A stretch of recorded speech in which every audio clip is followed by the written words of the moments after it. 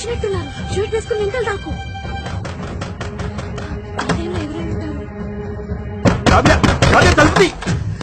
ఏమైందండి? ఏసీబీ వాళ్ళు రైడ్ చేయబోతున్నారంట. ఆ నగలు ఎక్కడ పెట్టావో తీసుకుని రా.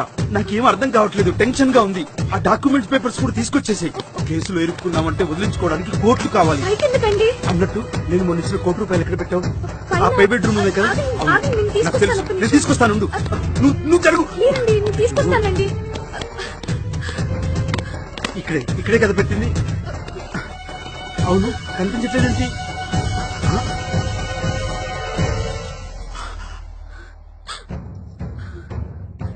ఎవడరా నువ్వు?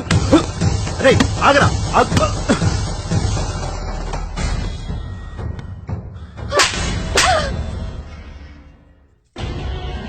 ఎంత బాగా చూసుకుంటున్నా నేను నిన్ను. ఏం తక్కువ చేశానని? ఇదేం పాడు పని. గవర్నమెంట్ కూడా మిమ్మల్ని చాలా బాగా చూసుకుంటుంది. అయినా మీరు లంచం ఎందుకు తీసుకుంటున్నారు? దానికి దీనికి లింక్ ఏంటే?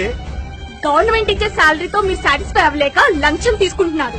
మీరిచ్చే సుఖంతో నేను సాటిస్ఫై కాలేక ఇంకొకరిని చూసుకున్నాను. మీకు నాకు పెద్ద తేడా ఏం లేదు.